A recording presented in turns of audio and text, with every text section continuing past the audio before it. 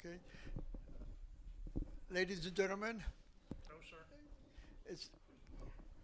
it's my honor and privilege tonight to introduce our speaker, Professor David A. Tizzard, who is presently teaching at Seoul Women's University as an assistant professor. Originally came from Dover, England. He has been living and working in Korea since 2005. During that time, he also completed his master's degree in Asian Studies at Sejong University, and presently he's finishing up his doctoral dissertation on similar topic as his presentation today. He also translated the bestseller memoir of high-level North Korean diplomat who defected from North Korean embassy in London into English and used for his research. He also hosts a radio program in Korea, also has a weekly column at Korea Times.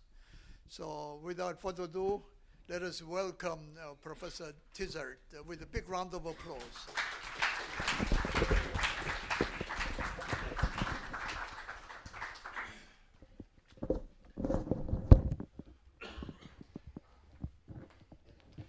Ladies and gentlemen, I would like this to be a seamless takeover from Mr. Chang. Thank you, but I have to put this on, I've been told. One second. Yes, I shall.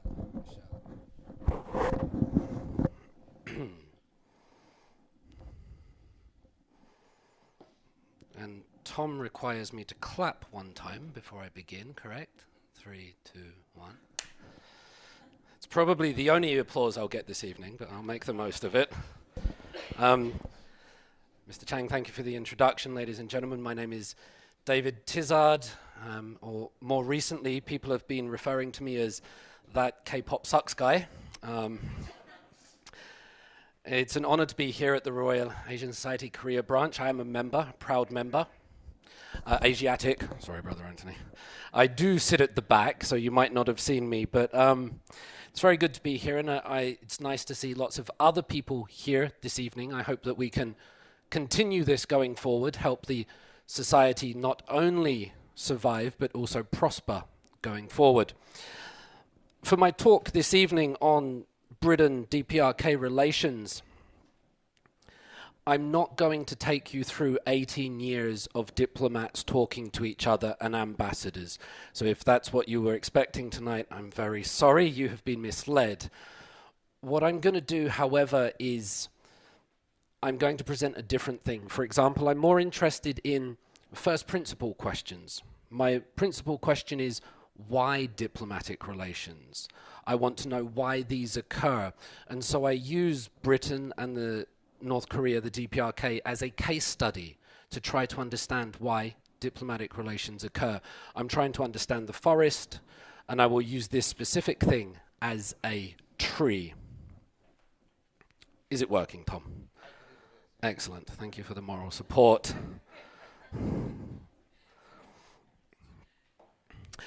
And at the end of this, I would like to hopefully provide a vision. I attended an event last week in which we were given all these details about weapons, missiles, number 13 missile, number 14 missile, these tests, those tests.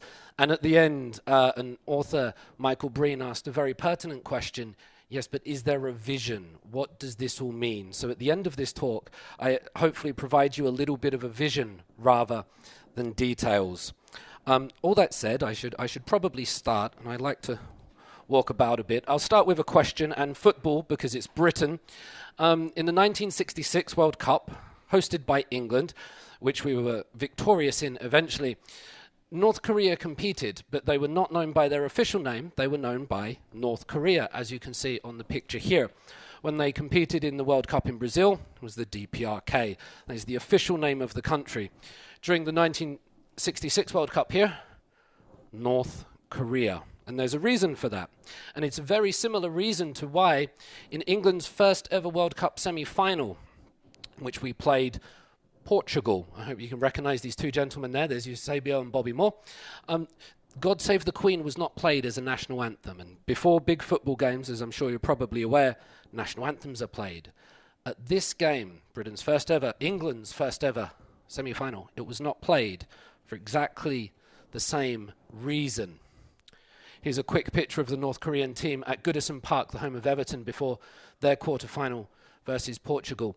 So why was it North Korea? Why was God Save the Queen not played for England's semi-final?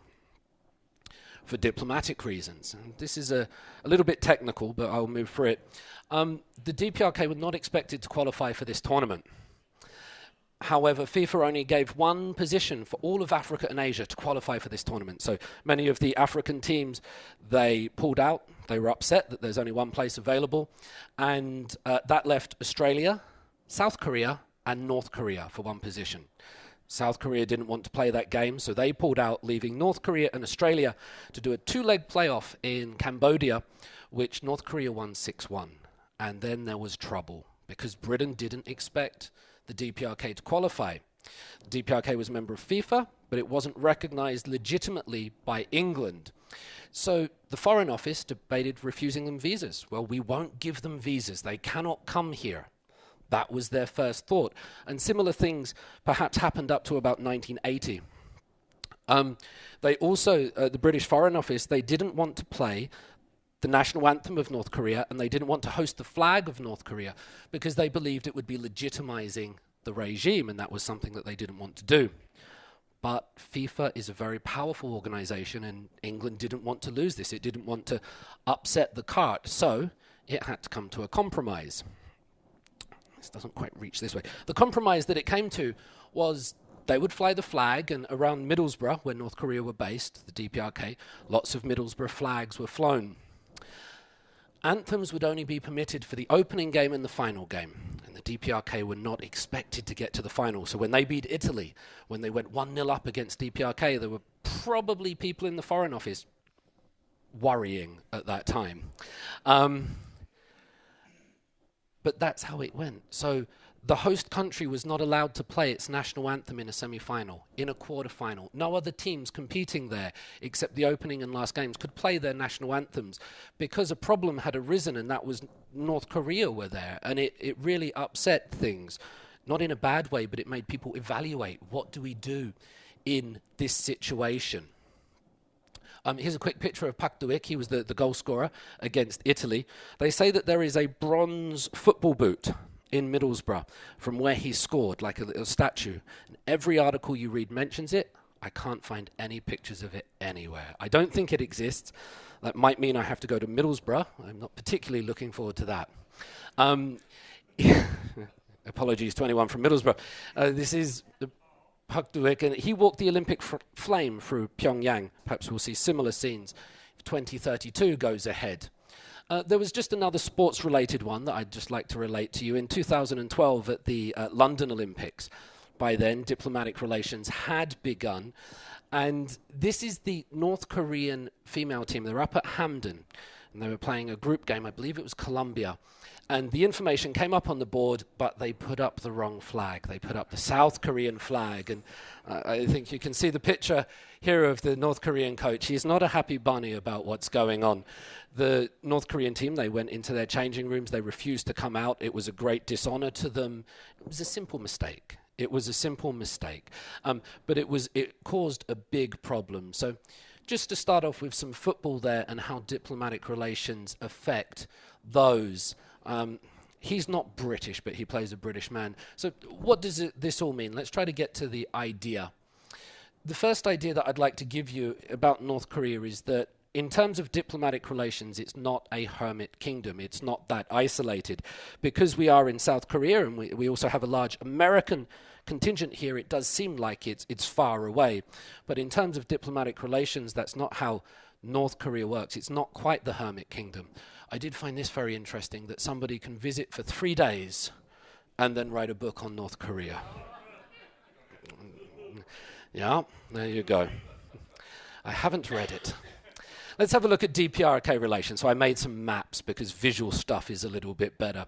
After the end of the Second World War, you can see that most of the DPRK's diplomatic relations were centered around one geographic region and also one ideological region, perhaps. They were getting their neighbors involved with them in these diplomatic relations, and also the countries that perhaps shared similar ideology, political ideology or economic thoughts. There's a list of them there. In the 1960s, it went on a non-alignment push, and what this basically involved, for the most part, was lots of African countries. It couldn't get anywhere else, so it went into Africa, and it decided to get diplomatic relations from all these countries, and that meant that they recognized North Korea as an official government. Things really got interesting in the 1970s. This was a period of extended diplomacy. And if your eyes are keen, you will notice that Australia is in there. You notice that Portugal is in there. You notice that Sweden is in there. They were for very different reasons. Australia had a very progressive government that wanted to try to do things. Sweden believed the economic benefits would be great. One of the arguments that they put forward was that countries like North Korea, communist, socialist countries, have never reneged on debts. So let's get in there. That was their argument at the time. Portugal one was perhaps a little bit more, I will say nefarious, but I don't mean like that. But there were certainly suggestions that passports could be obtained or things like that. It was a doorway into Europe. However, 1970s saw a big, push for North Korea. 1980s was terrorism, and we had the attempted assassination of Chun Doo-hwan, which didn't go down well for North Korea. What I've read is that they thought they would get support from South Korea if they assassinated this military president. They'll be on our side if we do this. But they misjudged that. There was also the Korean Air flight in 1987 before the Olympics, trying to disrupt that. So the 80s, nothing really much happened. There's no sort of big gains for North Korea. And then in the 1990s to the 2000s, again, it's not really moving anywhere. Indonesia and Italy is notable at the turn of the millennium. There are two contrasting ideas why Italy did it. One, Italy wanted help solving the refugee crisis, people coming onto their borders, and they thought North Korea might have a better way of dealing with countries involved in that. The other argument is ethical foreign policy and human rights. This is where Great Britain comes in. This is where things happen, and this is what interested me. A cascade effect of UK-DPRK relations. So after the United Kingdom established them on December 12, 2000 in the morning, a whole host of other countries followed suit, and notable countries as well. With no disrespect to any countries, these were quite large. We're talking the Netherlands, Belgium, Canada, Spain, Germany, New Zealand, the EU in 2001. So that might be a very Eurocentric view that I'm taking there. I do apologize, but it seems to be a cascade was affected by Britain starting that, and I'm going to try to prove that that is true, or that's what people did think. So there's where Britain starts its relations, and then after that, it looks like that visually.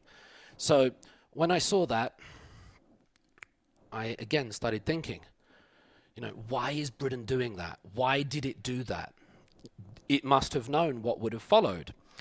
There are 24 embassies currently based in Pyongyang. There's a list of them there. England is the United Kingdom is the only permanent member of the Security Council to have an embassy in Pyongyang. Long research question. This is what some of students like.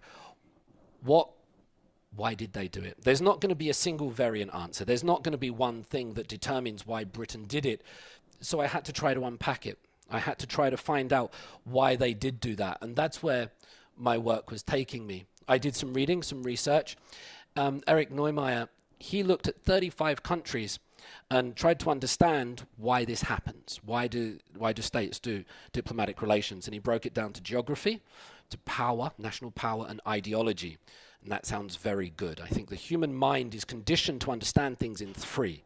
have the Father, Son, the Holy Spirit. We have Vishnu, Brahma, Shiva. If you go into a Buddhist temple, you see 1, 2, 3 big gold Buddhas and guns, germs, and steel. I think we're conditioned to understand things in 3, and so he used 3. Geography, power, and ideology. The closer countries are, the more likely diplomatic relations. The more national power they have, again, more likely, and ideological concerns. But that's not how it worked with Britain and North Korea. That goes against the perceived wisdom of why countries do this. 8,000 kilometers apart between London and Pyongyang.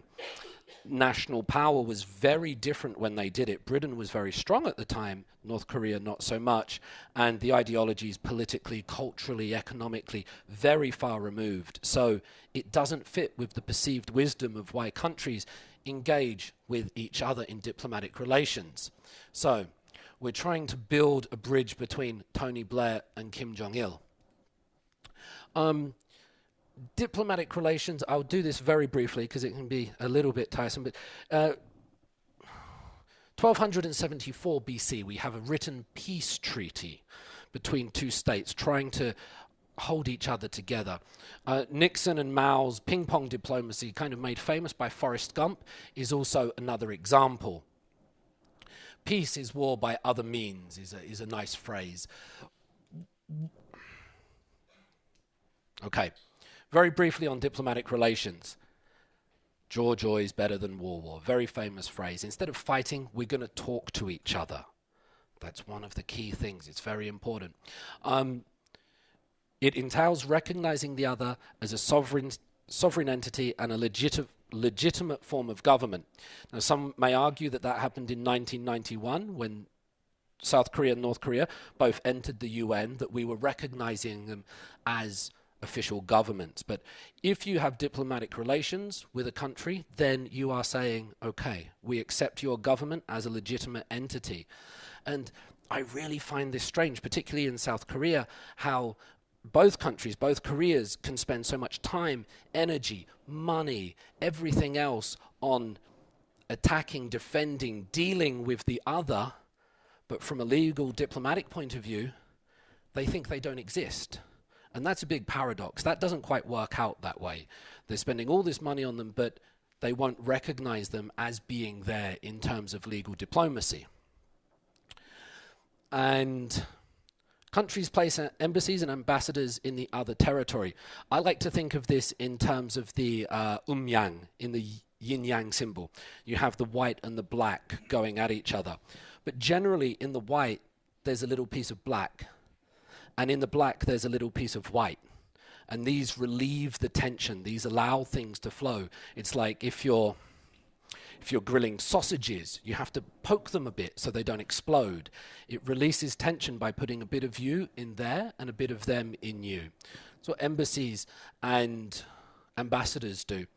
And it can promote you. British national power might have decreased over the years. It's not the empire that it once was, but its diplomacy has always been very strong, and that's helped it. I like this expression of diplomacy. Diplomacy is the art of letting someone else have your way. That's what a successful diplomacy might be. This is how I tried framing the question. So I was confused, as I said, why they did it, and I wanted to look at Britain and North Korea. But I believe sometimes the truth is in the abstract. So the further away you get from reality, the closer you get to the truth. It's an old Platonic idea, the theory of forms. It's a Hindu idea with Maya. There's no reality there. And so I tried to go abstract first and lay it out in terms of a theory.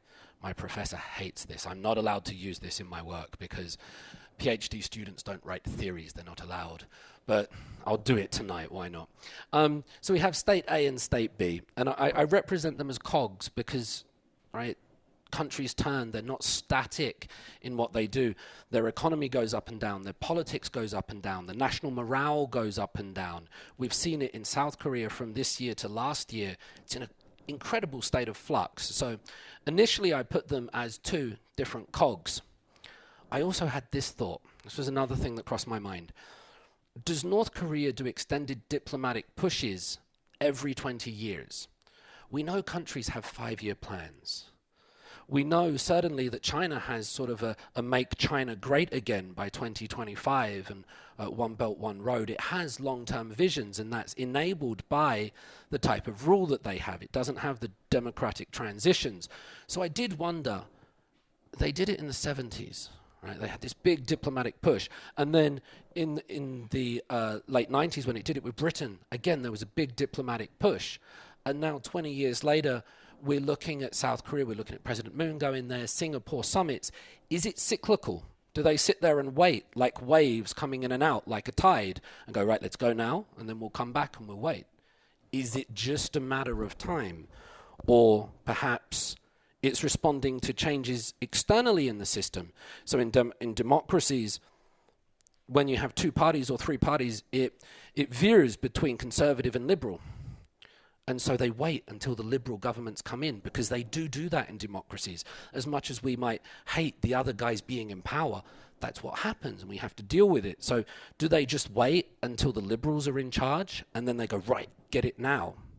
Or is it because their own country is very poor, suffering? Maybe it's a case of all three. Maybe it's one. Maybe it's none of them. But I did wonder if the 20-year cycle was something to look at internally and externally. It's a very controversial man to put on a PPT. That's a young Henry Kissinger.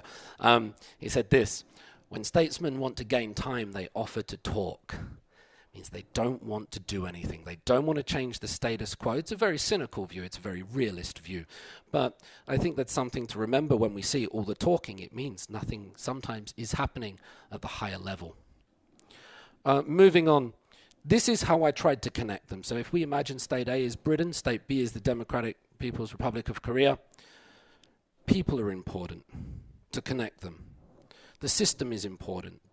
Whether it's the Cold War system, whether it's multipolar, whether it's a period of embracement or diplomacy, allies and neighbors, what's going on, and finally, North Korea. All of these things I thought would be important, and they would all have to kind of line up to get these two disparate states in terms of geography, power, and ideology to come together. They would all have to sort of align, and maybe if one's out, doesn't work. Maybe it's just sort of luck of the draw in that regard. Let's have a look specifically at Britain and North Korea and Britain's refusal. The first one is not really a refusal, but relates to the Korean War. And now Britain would have had a choice in this. It was an obvious choice at the time, but it had to decide, who do we side with in this situation? We've just finished the Second World War. The country is in a very difficult position. You might have people on rations and such forth. And so it had to consider what was going on over there and what position it would take. Obviously, it was going to side with the Republic of Korea and American forces and UN, but it did so by referencing the Great Game and to stop Russia. So this is the Permanent Undersecretary at the Foreign Office, William Strang. He said, to deter the Soviet Union from attempting aggression elsewhere. So again, this is a very cynical view. We didn't do it for the lives and the interest, of course we did, of the Korean people. But there was also this element that Russia was a threat and it was national interest. So we had to side with South Korea. And by doing that, according to the Hallstein Doctrine, by siding with South Korea, you cannot side with North Korea. You are forced to choose. It's a zero-sum game. If you have this one, you can't have this one, and vice versa. It's a very interesting picture of Lankov here. I like this one. Dr. Lankov. He said the principle ended quietly in 1969, and then two countries. You could be diplomatically aligned with both of them. So in the 50s, it wasn't possible. Chad and the Central African Republic were the first countries to have diplomatic relations with both. Elsewhere, I've read that it was in 1973, Park Chung-hee allowed this Hallstein principle to end in one of his speeches and said, that's okay. So when the 70s came around, Britain technically could have engaged in diplomatic relations with North Korea. The principle was now in place that it could do it. Here we have a picture of Harold Wilson, who was twice Prime Minister. I've been reading, it's dangerous to mention this, I guess, but I've been reading Margaret Thatcher's Downing Street memoirs because I like to read. I'll read anything, and that doesn't particularly ascribe a political allegiance of mine, but I was reading that, and throughout the whole of her memoirs, she describes 70s Britain as this socialist country, this sort of communist country that she had to turn around, this lady's not for turning. I found that a very interesting view, I guess. I wasn't born in the 70s, so I'm going on that. Australia said yes to North Korea. New Zealand considered saying yes, and Britain, when faced with this opportunity, also gave heavy consideration to engaging diplomatic relations in the 70s. Ultimately, it chose not to, and there are a few reasons for that I know of. One of them was economic pressure from South Korea and America. They said, don't do it. If you do that, we might not be friends with you anymore. We'll be friends, but the economy might take a hit. There's big diplomatic pressure from these two countries, and that's fair enough. You know, we've stood with those countries through thick and thin. There was also misgivings about it. So it wasn't economic, it was, shall we do it? William Bentley, British head of the Far Eastern Department, he said, British recognition of the North would lead to a number of other countries following suit. So it was a case of Britain thinking, well, we might want to do it. It might be in our national interest. It might be something that we can go for. But what effect will that have on the system and all the other countries? Britain traditionally has been sort of like a balancer, the offshore balancer in Europe. So a stated reason here was because other countries would follow suit. And that ties in with what happened in 2000. It's young Winston Churchill, echoing the lines of John Donne, no man is an island. We can't think of ourselves alone, so perhaps that was creeping in. Adam Foster Carter, at the time, he quotes a member of the Foreign Office, we do not recognize North Korea as a state, nor the authorities there as a government. That's a pretty strong thing to say in the 1970s, and that was to change. It's there. North Korea is there. Its government is there. As a state, it's there. But Britain is essentially saying, no, you're not there, in diplomatic terms. The UK was very strong at this time. We had Tony Blair, May 1997, landslide victory coming into power after years of conservative rule with Margaret Thatcher and John Major. And it wasn't just a new policy. It was Cool Britannia. It was like the swinging 60s again. It was Britpop. It was Blur and Oasis. Noel Gallagher using Union Jack guitars, meeting Tony Blair at Downing Street. It was cool to be British again at this time, socially. If it's ever cool to be British, I'm not sure about that. There was also foreign policy reform. Robin Cook came in and he expressed a new ethical foreign policy, whether that's true in reality, but that was the label. It was an ethical dimension to the foreign policy. There's a wonderful book by Richard Dickey called The New Mandarins, in which he describes these reforms that went through. And social morale was very high. There was less desire for war. There were protests against military action in Britain. Just to give you some graphs of what I've been researching, when Tony Blair came in, the approval rating was above 70. That's pretty high for a new coming in prime minister. That's really, really high. It dipped a bit, but up until 2000, it was still over 50%. And he had big public support in that way. In terms of the Foreign Office reform, this is a list of the countries that Britain engaged in diplomatic relations. And if you look closely at them, there's some very interesting countries in there, because I'm only talking today kind of about North Korea, but Afghanistan, Libya, Haiti, with no disrespect to the countries, Iraq. It was really looking at places on the map that it didn't have things and saying, let's do something about it. Let's approach these countries and let's engage in them. And it wasn't just North Korea. There was a bigger, broader push. This is a map that I made of British public support for military conflict. So it starts with the Second World War. Basically all of Britain was for, not all, the vast majority of Britain was for military conflict, support for military conflict at that time. The Falklands War, again, it was still the majority position. By the time you get to Iraq, 1991, the first Gulf War, it was kind of mixed.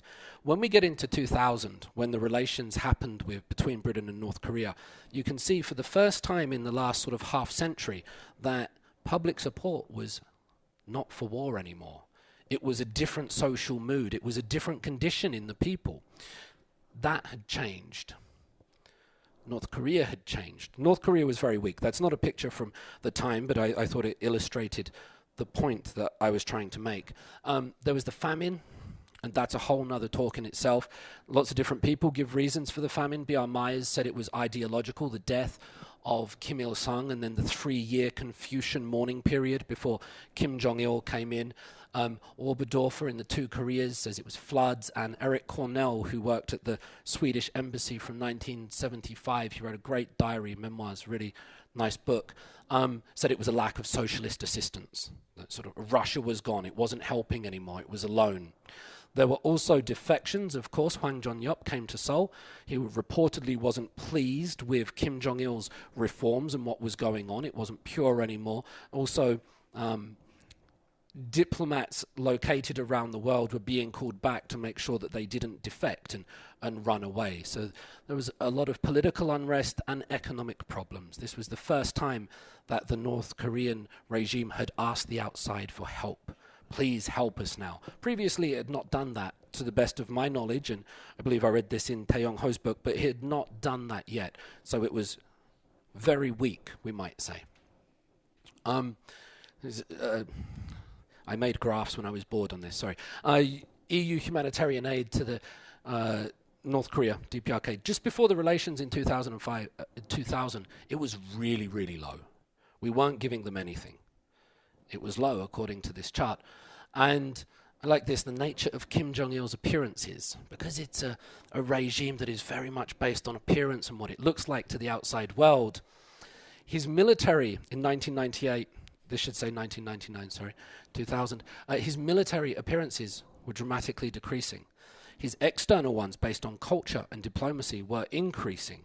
So they were trying to change his perceived image to the outside world, if we take B.R. Myers' 3-track approach. And Fyodor Tatitsky wrote a very interesting article in NK News where he said that they were giving Kim Jong-il around this time qualifications from external universities. He published this and he published this. So they were really trying to change the image of Kim Jong-il at the time. In 2000, so much happened. Right? And it could go through all of these. I just made a little list around that year when things kicked off. And just before that, Bill Perry in Pyongyang. But all this is basically the world leaders meeting each other, going to each other's countries. So we've had a Trump-Kim summit, and it's big news. But if we take a look at this, you had Zhang in London, then Putin in London, then Kim Jong-il in Beijing for his first foreign visit, Clinton in Moscow, Kim Dae-jung in Washington, Kim Dae-jung in Pyongyang, Putin in Beijing, Putin in Pyongyang, Zhang in New York. Jo Myung-rok, the North Korean general, was the first North Korean to go to the White House, meet Bill Clinton. The Assam, Albright, then Putin. There's a lot of action going on there. There's a lot of people meeting with each other, shaking hands, breaking bread, and finding out what to do. A time of huge diplomatic maneuvers. Britain had 3 choices, I think, at this time. It could accept the de facto existence of North Korea. Yeah, we know you're there, absolutely, but we're not playing with you, essentially. We know you're there, you're part of the UN, that's enough, no more than that, thank you very much. It could, on the other hand, take a hardline approach. Well, we know you're there, and we're going to put sanctions on you. And we're going to try to squeeze you, we're going to try to tighten that noose and provoke you into something very different, hopefully changing, reforming, opening up. The third one would have been, well, okay, we'll do diplomatic relations. And it chose the third one. It chose the third way. This is really important. This is the third Asia-Europe meeting in Seoul. There's Kim Dae-jung here. You notice the date, October 20th. It was held over 2 days. Bless you. It was held over 2 days. October 20th. On October the 20th, the same day that the ASEM meeting was started, David Rennie in Beijing reports that Britain will renew ties with North Korea. Interestingly, in the report, the move follows a request from North Korea. They asked us, so we said yes. That's why it happened. That's what the reports say. Robin Cook, speaking in Seoul on the same day. The letter we received last month, we're saying yes to. North Korea asked us, we're saying yes. You can see a similarity in the reports and the position. Going to support South Korea's moves. The ideology or the theory behind it, open up the walls of isolation for North Korea to accept its obligations to the community. So it's like a social contract. If you come in here, then you will have to play. We won't change you. You will change yourself by being part of the system. This is Dr. James Ho, Jim, and here he is in Pyongyang, on the SS Pyongyang, on the Taedong River, and he has the same theory. During the summer, the DPRK foreign minister wrote to those European countries and said, let's do it. Seems very clear. This is one of the reasons why I started this topic. When Dr. Ho said, I woke up one day and all of a sudden they said, we're going to do it. And he's the man that was meant to know everything in this field. And he says that they got off the plane in Seoul and the decision had been made. Something happened on that plane, but he didn't know why at the time. These are his words. And I was like, wow, I want to find that out. Why? If he didn't know, let's try to find out. The classic example might be Palmerston. England has no perpetual friends or enemies, only perpetual interests. We can change all the time. We can be on Germany's side today, we can be on Russia's side tomorrow, as long as it's in our interest. It's a very constructivist approach. Let's take a North Korean perspective. Let's go to the other side. And for this, I've been reading, and just for my own personal use, by the way, trying to translate Tae Yong-ho's book. It takes me a long time, and I'm very busy with other things, but I upload my translations onto a blog for people. Here's a picture of Tae Yong-ho in Panmunjom, September 2001. This is from Dr. Ho's collection. He looks young and sprightly. He speaks very highly of Tae Yong-ho's English, and he's working with him. They've spent a lot of time together. In Tae Yong-ho's book, he explains that the British government was seeking private contact with North Korea, going back to 1995, things coming from Beijing. Why? So they chart it back differently. And why was it doing that? Because after the 1994 agreed framework, Geneva thing, America wanted Britain, according to North Korea, America wanted Britain to get close to North Korea, to spy on them, to do some James Bond stuff or something like that, I'm not sure. But it wanted them to move close, so it was America's insistence. This is from Kim Jong-il, translated from... Yes. Okay. Popcorn, ice cream, jelly. Jelly deals, governor.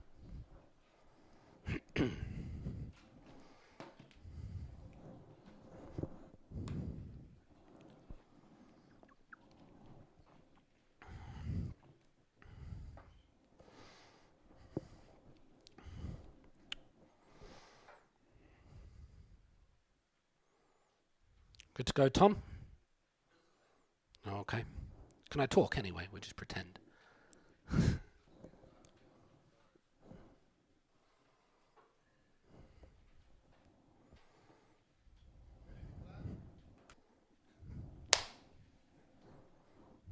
I don't know why, but I have to do that, sorry. So this is a quote from Kim Jong-il taken from Tae Yong-ho's book. It's my own translation, so you might have a better grasp on it than me. He said to Kang Sok-ju from the Foreign Ministry, it's interesting that Britain, America's Western ally, has approached us first. It must have been debated between them. But this is not bad, because maybe if we get close to Britain, we can have diplomatic relations with other countries. So there's that idea again of the cascade. It comes up more than once that if North Korea and Britain can get together, it will enable other countries to get together. And Kim Jong-il is saying it might encourage other European countries to follow suit. This is Tae Yong-ho quoting Jim Ho in his book, just a bit. In this meeting in Geneva, if you become a member of the international community, we will have diplomatic relations with you. Come and play the game, and we will give you this. So, according to Tae Yong-ho's book, Britain asked it, come and play the game, we'll give you this prize. When it was announced, the British response was, they asked us. So it's a bit like some things. The foreign ministry, this is interesting, and I know the foreign ministry in North Korea, I don't think, does foreign policy. It comes from the party, essentially. But it said because of the Inter-Korean summit, other countries are now going to accept us, be more likely to engage in diplomatic relations, thanks to Kim Jong-il's work. And that made me wonder, could that be one of the reasons why they did it? I know there was X amount of money that was transferred and went across. I mean, Donald Kirk wrote a wonderful book on Korea Betrayed and things like that. But I wonder if there was also, from the North Korean perspective, well, we'll do this because we might also be getting this. And I think that's something not really considered too much. Kim Jong-il to Kang Seok-ju from Tae Yong-ho's book. And I would like to, if anyone can speak Korean, imagine what that first sentence was in Korean. Imagine Kim Jong-il saying that over the phone to you. What does your delegation think it's doing? I can't remember what the original Korean was, but when they were negotiating diplomatic relations with the European countries, a lot of the countries were saying, we'll do it, but we're not having an embassy there. We'll do it, but our ambassador's in Seoul. And so Kang Seok-ju and Tae Yong-ho, they said no, and they walked out of the meetings because that was Kim Il-sung's methodology for them to use, and they were very proud of themselves. And then they were going to get congratulated by Kim Jong-il for upholding the party. And then he phoned them up and he said this to them, essentially, you idiots, what are you doing? Get back in there now and accept the relations. But why? Because look at the US presidential election. The Republican George W. Bush won. We need to get this sorted before he comes into office. North Korea definitely looks at what's going on in domestic politics in America, at midterms, in England. It's got its eyes on the outside world. So throughout Tae Yong-ho's book, the George W. Bush government is called neocons. They know what's going on. They know the ideology, and they wanted to get these diplomatic relations done before he came into office in January 2001. That was the North Korean plan. France said no. I think this is a whole nother subject, but I did like this picture of former French President François Mitterrand. He went to North Korea with Kim Il-sung there. But throughout this European thing, France was having none of it. Human rights, and France is the offshore balancer in this regard. Glyn Ford reports, this is quite interesting, that the Rodong Shinmun in the early 2000s ran articles and series saying that the EU was the hegemonic challenger to America. Who can save us? It wasn't China at the time. Who can save us? The EU. So in that sense, it's called North Korea's pivot to Europe. We're going to get attacked by America. They're coming. The conservatives, they want to bomb stuff. And to a certain extent, they were right. And so what did they do? They ran towards Europe. They sided with Europe for protection. And Europe acquiesced, or at least Britain did. On December the 12th, 2000, diplomatic relations, this is Sir John Kerr, were signed in London between Britain and North Korea. On the same day, it was announced that George Bush had won the election. It's probably a wonderful coincidence that it worked like that, but it's great for this work. But there's the paper from December the 12th, and that's the day the diplomatic relations happened. So the timing was just on. They got it right. Recounts of votes in Florida in American politics. It always happens, doesn't it? I mean, it's not new. There's another wonderful story about December 12th. I was looking for any other significance to that day, and December the 11th, the night before, around London Heathrow, it was the warmest day on record since meteorological accounts had been taken. It's the middle of December. It wasn't particularly warm, but it was the warmest one that they'd ever had. And so it's, for a storyteller, it's wonderful, because the Cold War thaw is going. Temperatures rising, Cold War's going. That's what it looks like. I'm not allowed to put that in my PhD either. No storytelling, just graphs, okay? no puns either. Putin in a good word. It's a young picture of Vladimir Putin. He takes a lot of credit for this, actually. He takes a lot of credit. In an interview that he did with Le Figaro, the magazine in France, in 2000. And before I tell you that, the Kremlin's websites are amazing to use in English. Much better than Hansard, much better than the American ones. Wow, so good, the Kremlin. Websites. The interview with Le Figaro, October 26th. He says, Putin, we have recently done a good deal towards that end. In fact, we have helped North Korea to break out of its isolation, which enabled it to establish a dialogue with those whom until recently it considered to be bitter enemies. We helped. We tried to sort this out. Putin is saying there. And if you look at the meetings he had, you might find some truth to that. He certainly was a key player. But in his own words, he said, we've done a good deal and we helped that. Here's Bill Clinton. On the same day, I showed you October 20th that Britain announced it. The Washington Post was putting out things saying that Clinton was going to go to North Korea. Albright was going on Sunday, that weekend. And both sides declared their intent to end the Korean War. History not repeating itself, I guess, in that sense. This is one of President Clinton's last statements before he left office. December 29th. He's just about to leave. Britain and North Korea had got the relations done before George Bush came in, which seemed very important. Bill Clinton said, there is not enough time while I'm president to prepare the way for an agreement with North Korea that advances our national interest. Doesn't matter if I want to do it, it matters, is it good for America? So there he's not thinking about personality. There he's not thinking what's good for his legacy. Actually, he had two choices, to solve the Israel-Palestine issue or to do the Korea issue. He chose Israel-Palestine. But the reason he didn't do North Korea was national interest, he says.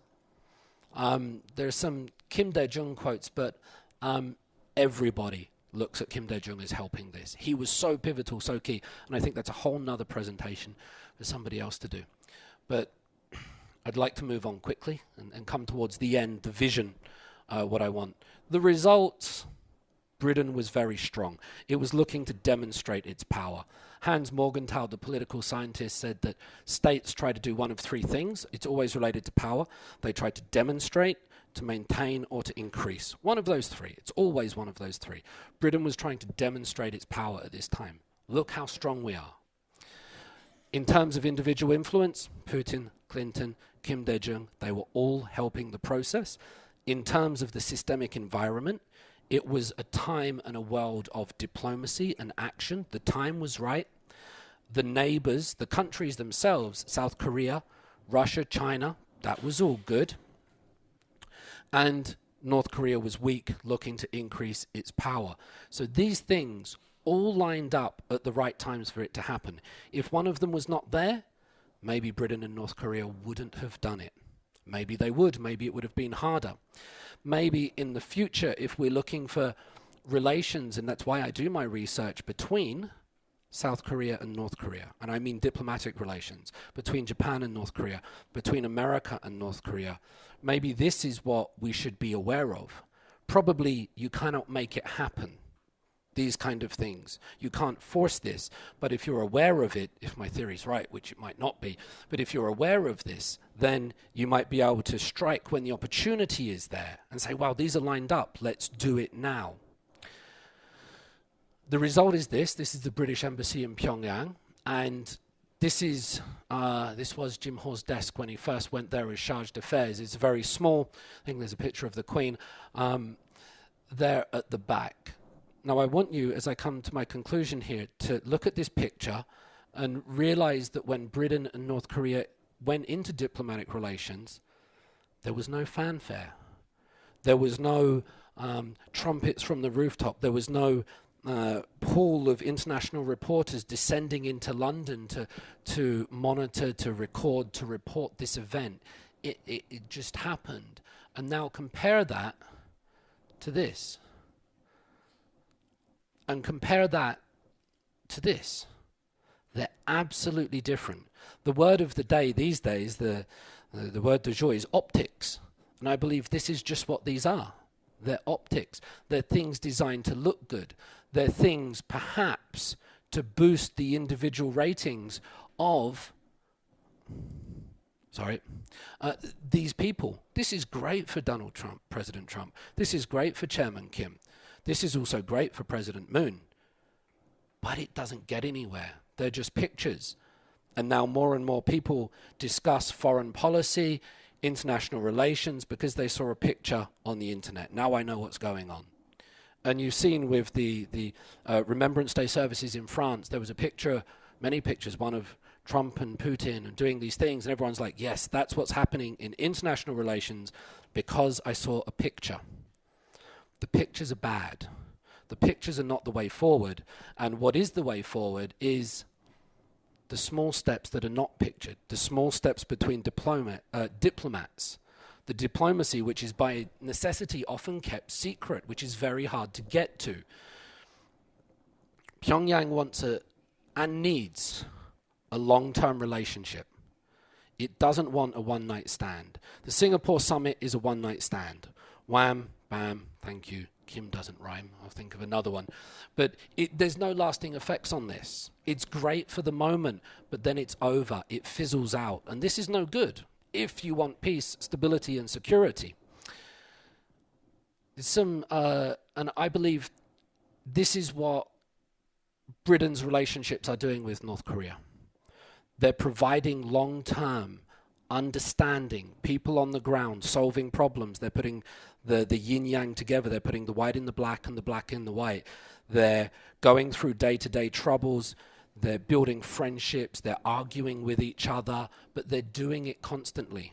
And if you live with some people, if you have lodges, if you're in there, you're going to understand it more, rather than just a one-day photo, which South Korean and American leaders seem to keep wanting, especially, again, South Korea. Here's a photo of Jim and his wife in North Korea. And I'm going to show you just a couple more photos here. Here he is in Haeju, giving vaccines to children as a member of the British Embassy, doing this. His wife organizing fairs in Russia, in Pyongyang with the Russian ambassador's wife. I believe he told me that the Russian ambassador was killed in Turkey recently. There's the car in Pyongyang, in North Korea. I love this photo. Head of the European Department, Ministry of Foreign Affairs, Kim Jong-guk. And he looks like any old ajoshi up in Gangwon-do. I'm an ajoshi, so no disrespect to ajoshis. Looks like any old Korean man in a stream having fun. That's what long-term relationships give you. It gives you these photos. It gives you these things. Donald Trump does not see them like this. South Korean people, well, maybe they do to a certain degree, but these are the photos that they want to have more. This is for Queen Elizabeth's birthday, a series of ambassadors together aboard the SS Pyongyang. This is Tae Young-ho at Jim Ho's 70th birthday party in London. Still friends. Still speak highly of each other. Go to each other's events. Contact each other. It's a long-term relationship that's built up over time. So in my work, I really tried to understand why diplomatic relations happen, and I used Britain and North Korea as a case study. It was very difficult to understand why it happened, but I think it's a very important question. I think it's a very important question because if we're looking at a long-term vision and we're not looking at types of missiles, we're not looking at nuclear weapons, we're not looking at human rights, all very important things, I'm not saying they're not, but if we want a long-term vision, and I said when I did my theory, I got away from the reality and into the abstract because that's where the truth is. That's the Platonic idea. That's the Hindu idea. I think it's very true here. We get so bogged down in these details and that it misses the forest for the trees. It creates a huge problem. So in terms of a vision, I would suggest that it would be wonderful if President Moon stopped doing photo ops with Kim Jong-un. I know it means well, and I know it's very effective, and it's changed the atmosphere. And this is a very controversial thing for me to say. I wish he would just step back and say, well, the first thing we'll do is We'll recognize you as a government, as a state, because you're clearly there, and then we'll go from there, but no promises, and we're not sure what's going to happen, but it's not going to be fancy, it's not going to be glitzy, it's not going to make a lot of attention. We're not going to give it a lot of attention, because maybe that's what North Korea wants. It wants this constant media press, it wants these gangster remarks that it comes out with. So I think the process needs to change for countries like the Republic of Korea and for America. And I think it would be really interesting if the process did change in a few years, if there was a North Korean person standing here giving this talk, if there was somebody explaining things from their perspective, and standing here in front of the Royal Asiatic Society, giving their point of view about how these things changed. It's not possible at the moment. I would like to make it possible. No. I would like it to be possible. And I believe that happens from very small beginnings, but the small beginnings are possible through diplomacy. So that's what I would. And I started with announcing myself as the K-pop sucks guy, so I will finish on a similar thing with the Beatles, who are better than BTS. I'm sorry. I am he, as you are he, as you are me, and we are all together. I hope you know the name of the song. If you don't, it doesn't matter. But the point is there. We're here, you're there. Let's recognize each other, and let's move towards the hard work of living together, because living together is not easy. Ladies and gentlemen, that kind of brings the end for my part of the talk. I will allow, so if you have any questions or comments, but before I do, having imparted on that vision, I would like to give the opportunity to a gentleman in the room, His Majesty's Ambassador in Pyongyang, the British Ambassador to North Korea, Mr. Alistair Morgan. If you would like to come up and say a few words, sir.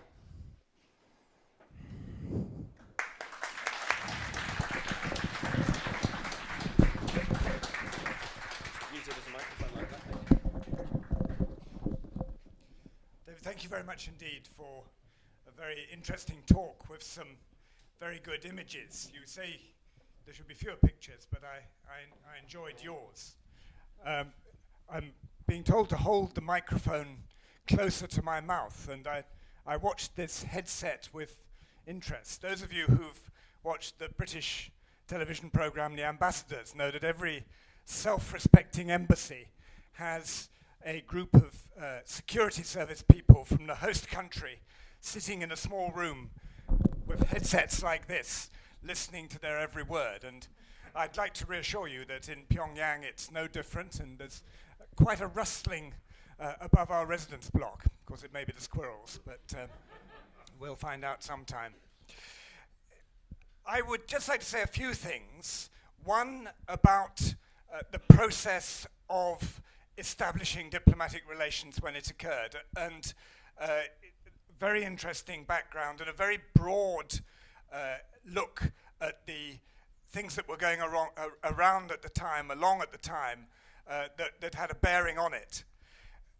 I suspect we've forgotten quite why it happened, but the image we have now that we tell ourselves is that it happened because we were encouraged to do it by the Republic of Korea, and it was very much part of the view that the way to get the North to adapt in ways we wanted, was to engage with it, to show that even an old imperialist force like the United Kingdom actually had something to offer North Korea, and that the external world was not just an ideologically hostile world, and that we felt by those small steps we could draw them out. That may not be actually what happened, or why it happened, but it's how we talk to ourselves now about what happened. I'd also say that we do suggest too that some of these strategic decisions are not necessarily taken strategically, and that probably the North Koreans are better at planning and having a singular approach to what they're trying to achieve than maybe a country like Great Britain, where there may be lots of divergent views, and there may be personalities. And it may be actually that the individual thoughts of a single person, the Secretary of State, and his view of what should be achieved and how to achieve it can mean that something that has not happened for a very long time gets decided on a plane flight. I was interested to see the picture of the Jim Hawes office, partly because that's my office now, though I have a better desk. But what particularly interests me about the picture is that we're not actually allowed to take pictures inside the Chancery building in case they're of use to anybody. And I also was interested to see, and I'm going to take this back to Pyongyang, that having sat in darkness in that office for 3 years, because I was told by my deputy head of mission sitting here that for security reasons I had to have the blinds down, and that's very good advice. Jim didn't have the blinds down, but perhaps when Jim was there was less to see. The issue arose while I was in Pyongyang in 2016, 2017, when we had 3 nuclear tests and not quite, but coming up for 50 ballistic missile launches, of whether we should be there.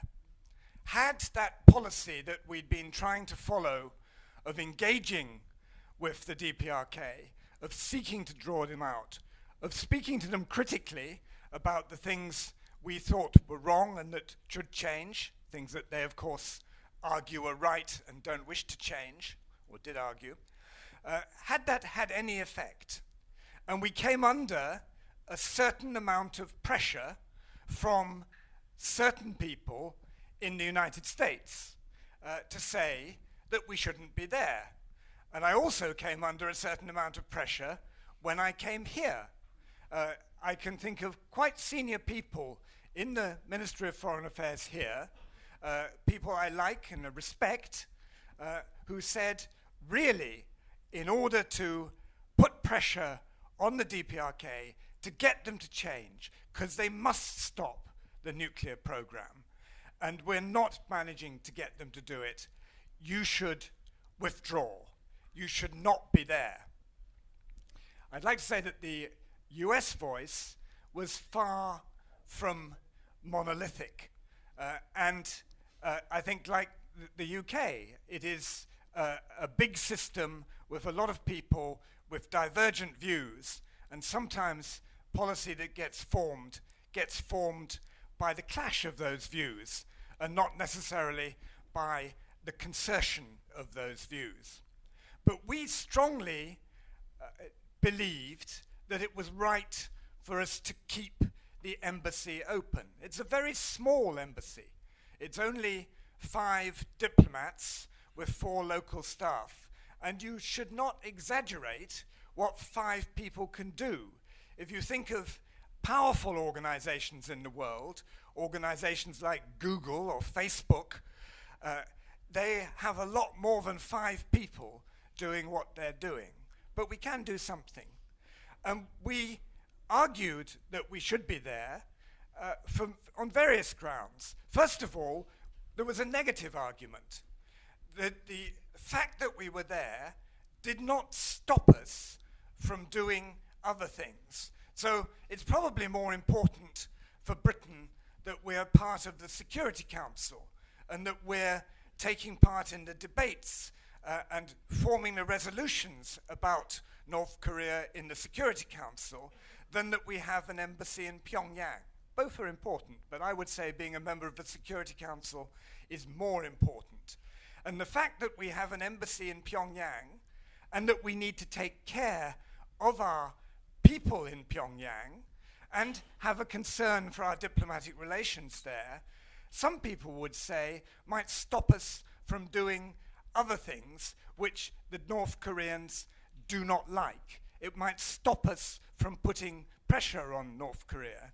And we made it very clear that if we believed we should be doing something to criticize and to try to stop the nuclear program, or to criticize and to try to change the abuse of human rights, the fact that we had an embassy would not stop us doing that. It might be something that we didn't do. I might not be up speaking in public vocally about human rights. Others might do it, but we wouldn't let our relations stop that. So that's a negative reason for maintaining the embassy, because it doesn't stop you doing the other things you think you need to do, and you can do some small things as well. I don't believe we were asked to go to North Korea by the Americans to spy on North Korea. Jim, when he set up the embassy, Jim Hoare is a researcher and an academic. He is not a spy. At least I don't think he is. He's got very good cover if he is a spy. Never quite be too sure. But we do observe.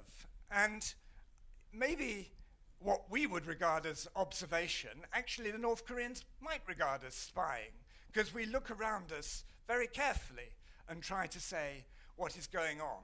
And of course, as an ambassador, I'm doing that to my government. I report to my government. I represent my government. I don't represent any other government.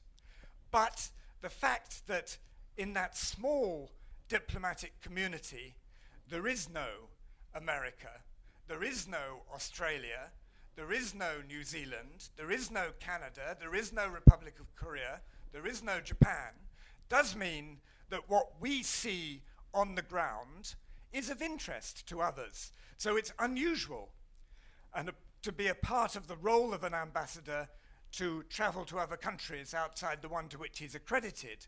But that's an explicit part of my job as ambassador, and it will be Colin's job when he takes over from me in just a month's time, to go to these countries, to share what we can observe and our views and assessments from what we can observe. And it's just a small thing.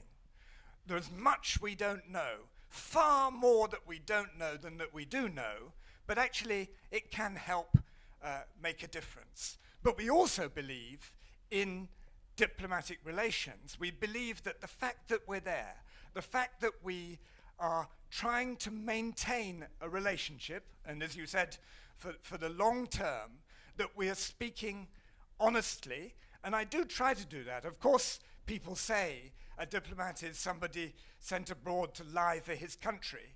And I'm speaking for my country. My country's interests are the ones that I'm seeking to defend.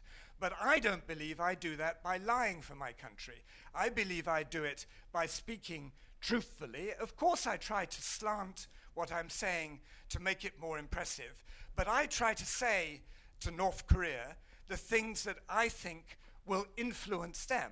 And that includes actually telling them quite a lot of the truth about my country and about what I understand of the United States and the Republic of Korea and other countries as well. And we can do it directly on the spot. They, of course, have their mission in London and could, if they choose or chose, do the same thing.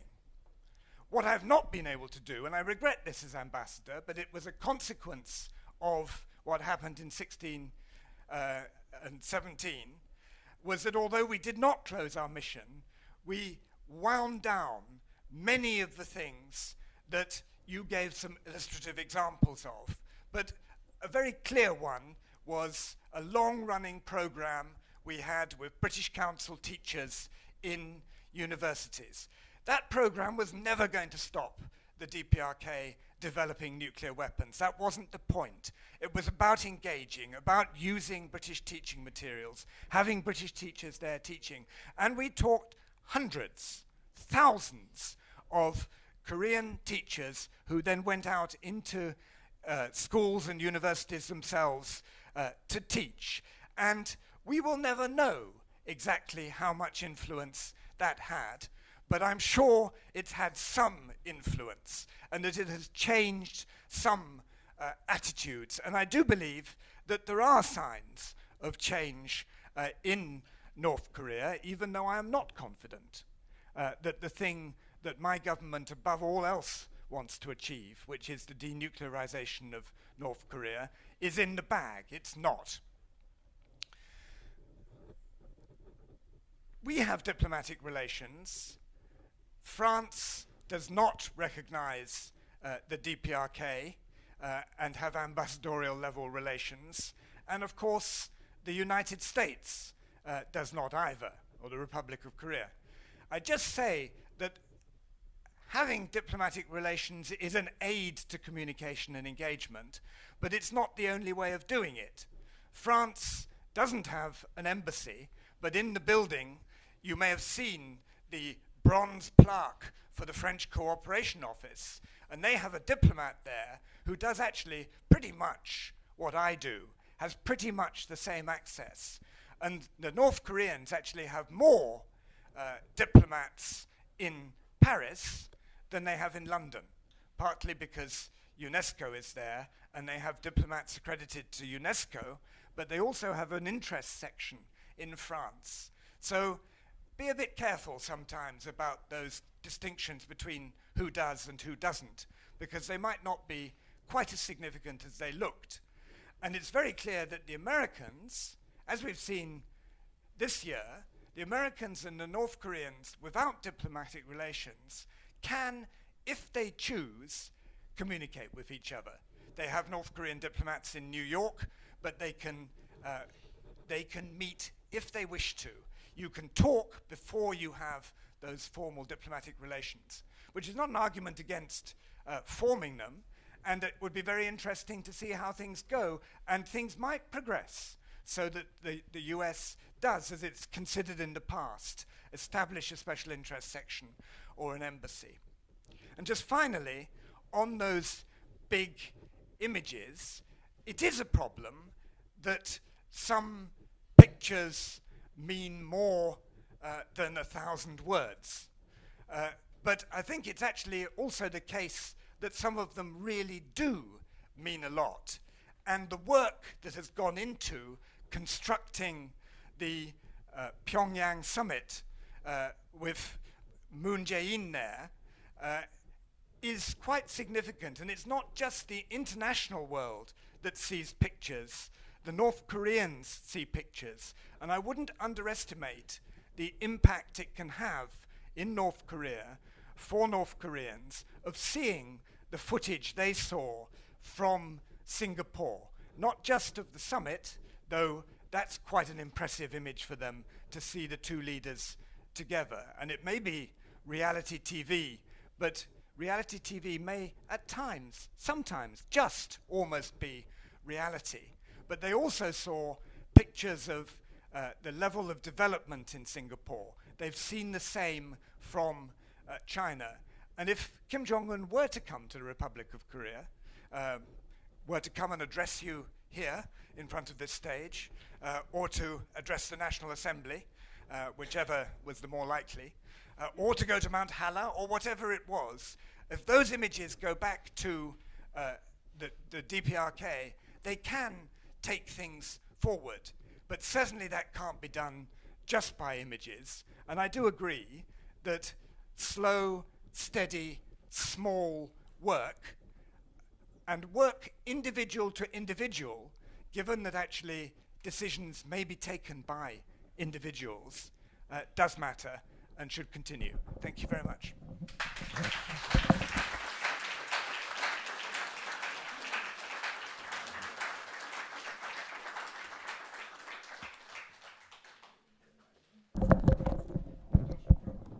Thank you very much, Mr. Nolan, for your speech. From what you said, it's very interesting to listen. I've been told that there can be one or two questions, briefly.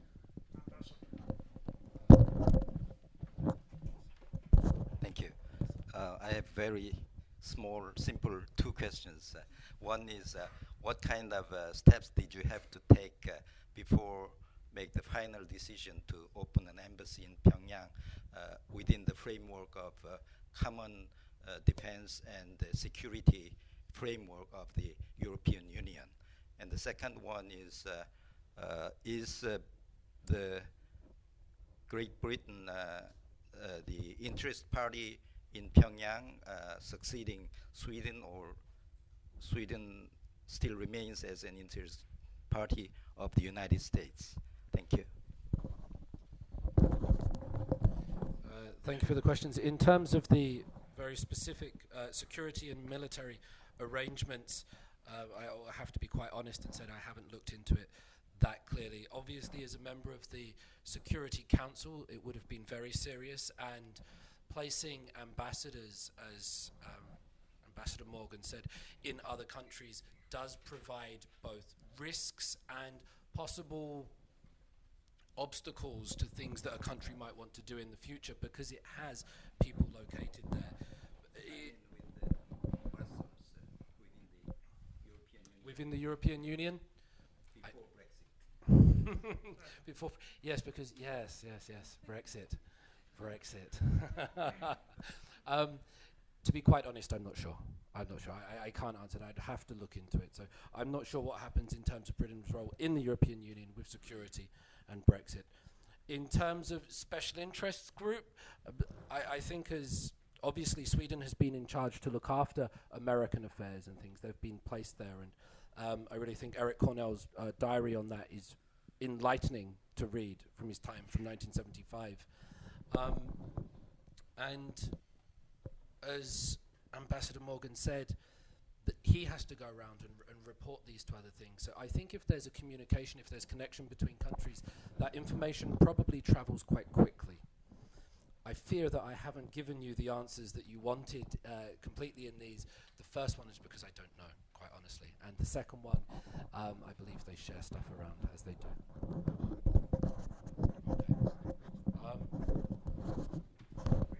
Okay. We should stop. Very sorry.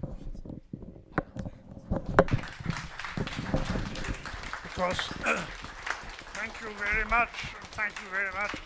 Because we have to be out by 9 o'clock and we have to tidy up and everything. So you can come and ask your questions privately, and then afterwards we'll go down the road out the back gate and drink makgeolli and go on talking, I hope. So forthcoming events. This Thursday there's a Korean Studies colloquium in Kode with Tony Michel, pioneering business in North Korea. And then our next lecture by a very senior businessman, An Yong-ok, on the amazing story of Korea's industrialization development. Our December lecture, we will tell you soon. Keep your eye on our webpage and Facebook page. And then other events. On Wednesday the 21st, we will visit the Museum of Contemporary History over in Gwanghwamun, and we will visit an exhibition, special exhibition they have about the development of the Republic of Korea in 1940s, and that will be accompanied by a special lecture by Matt from Valkenburg. And then on Saturday the 24th, we'll go to Gangwon-do, and we will follow in the footsteps, step by step, the American expedition, the military expedition, 1871-2, which ended up with rather a lot of Korean dead and very few American dead. And Thomas Duvernay has done enormous research into this. He knows absolutely everything about that expedition. It's very interesting. Last time we did this trip, it poured with rain, and we had a wonderful time. On Thursday the 29th, our Korean Literature Club will meet and will discuss the Court Dancer, a newly translated, published Korean novel in English. And then we have our Solal February tour to India. So, as I say, after this we can go out the back and go down and drink makgeolli and talk. And when you stand up, please put the chairs under the table. If you have not yet joined the RES, do please join the RES. We need lots of new members in order to keep going as we've been going. So, and we wish our special guests especially Colin, who's going to be the new ambassador from next month in Pyongyang. We hope to see him again here.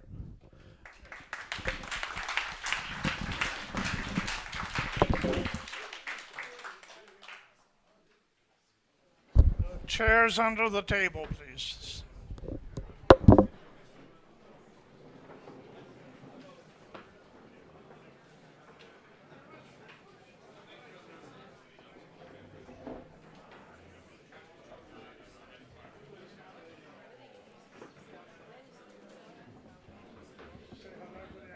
Yes.